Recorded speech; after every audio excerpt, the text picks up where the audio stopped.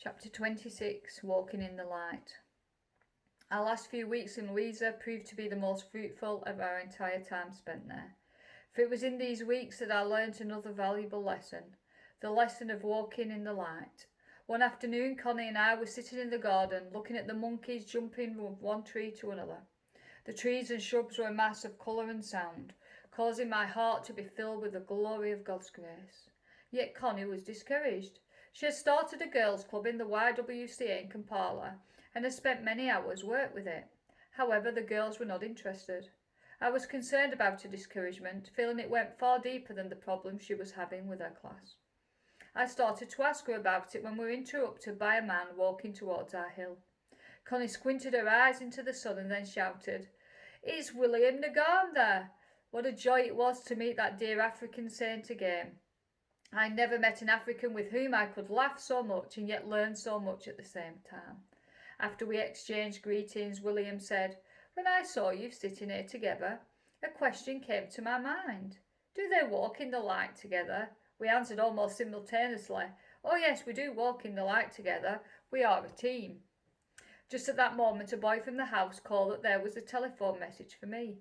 I excused myself while Connie and William remained behind to talk. Connie was sitting in a cane and wicker chair while William squatted on his haunches beside the path, his brown knees poking up beside his face. "I have something to confess to you," Connie said to William. "And what is that?" he answered gently. Your question gripped my heart. I must tell you that I do not really walk in the light with Tanti Corrie. William's face broke into a wide grin, and his eyes began to sparkle. "So that is why God had me ask that strange question." Connie was serious. "Tanti Corrie is so much more mature than I," she continued. "She has walked with Jesus for so many years. She has suffered much for him in many ways. Thus, when I see things in her life that are not right, I hesitate to speak them out to her." "Oh," William said, startled, "that's not right. The Lord wants you to be honest with Tanti Corrie. That is one reason he's put you with her.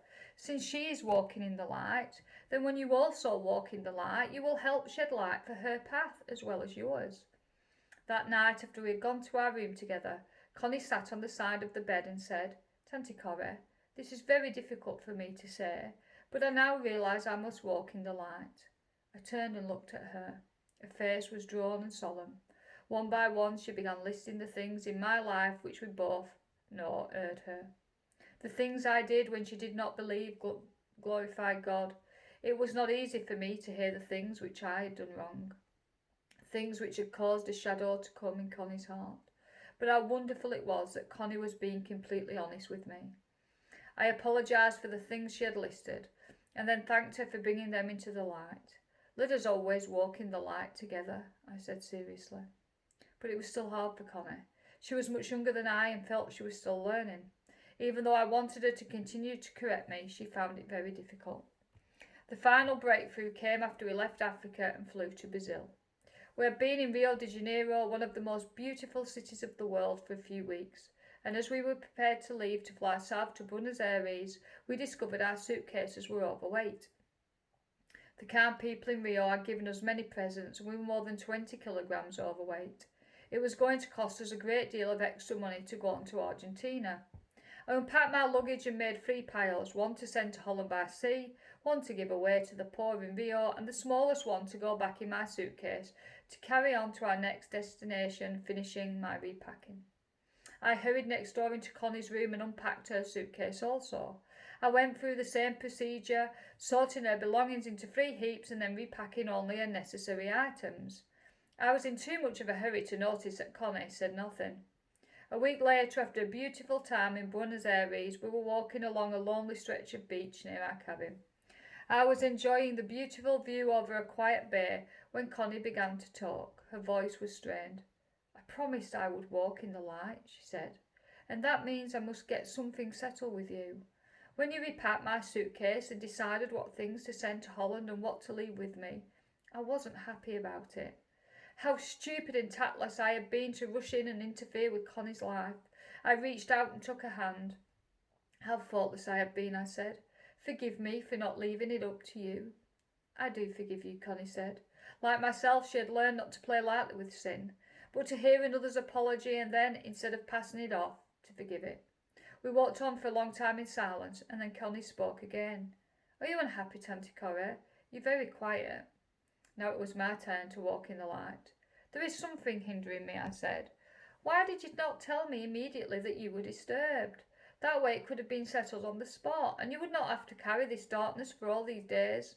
From now on, let us both speak the truth in love, and never let the sun go down on our misunderstandings. It was a good lesson. From then until Connie married in 1967 and went to live with her husband, we walked all over the world, always trying to walk in the light. Chapter 27. I say therefore to the unmarried and widows, it is good for them if they abide, even as I. 1 Corinthians 7:8. Secure in Jesus. It is Satan who tries in every way to spoil the peace and joy that God's servants have in their work. Ellen, my new travelling companion, had gone with me to a lonely mission field in Mexico. Our hostess was a lady missionary, unmarried, in her 40s. One evening while we were alone in a little abbey, she confessed her bitterness and resentment over being unmarried. Why have I been denied the love of a husband, children and a home? Why is it that the only men who ever paid attention to me were married to someone else? Long into the night she poured out the poison of her frustration, and at last she asked me, why did you never marry? Because I said the Lord had other plans for me than married life. Did you ever fall in love and lose someone, as I have? She said bitterly. Yes, I said sadly. I know the pain of a broken heart. But you were strong, weren't you? She said in biting tones. You were willing to let God have his way in your life. Oh no, not at first, I said. I had to fight a battle over it. I was 23. I loved a boy and I believed he loved me. But I had no money, and he married a rich girl.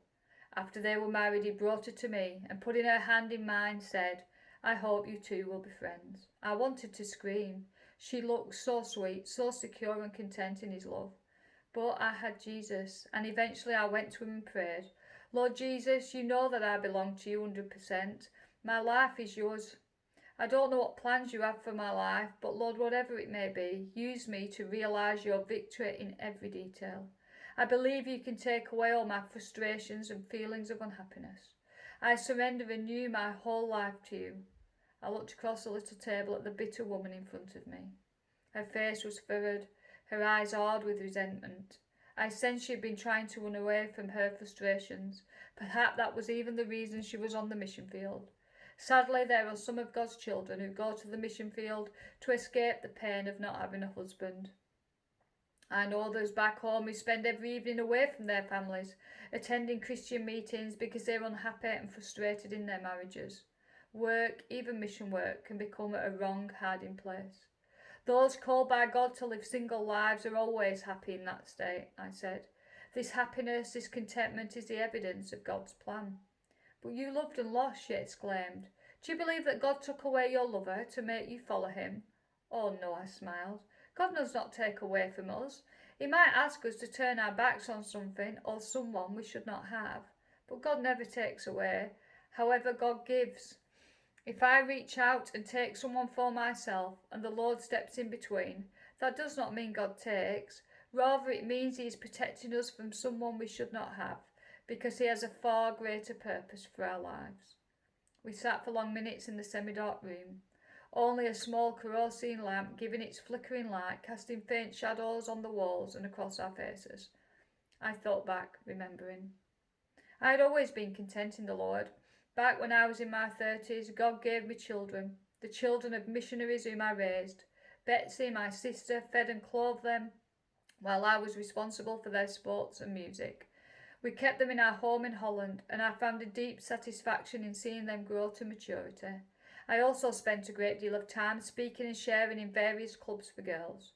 But it was not the work that brought balance to my life, for work cannot balance our feelings. It was because my life was centred in the Lord Jesus that I had balance. Many people try to lose their feelings in work or sports, music or the arts, but the feelings are always there and will eventually, as they had done tonight in this missionary, come boiling to the surface and express their resentment and discontent. I turned to Ellen, my companion. Ellen is a tall, blonde, beautiful Dutch girl, then in her early 30s. She is single, yet she has learnt the secret of living a balanced life. While I believe God set me apart before I was born to live a single life, Ellen was different. She did not feel that God had called her to a single life. Rather, she felt that one day, in God's time, she would marry. However, until that time arrived, 1 year or 30 years from then, I knew she was secure in Jesus and was not looking to a husband or children for her security.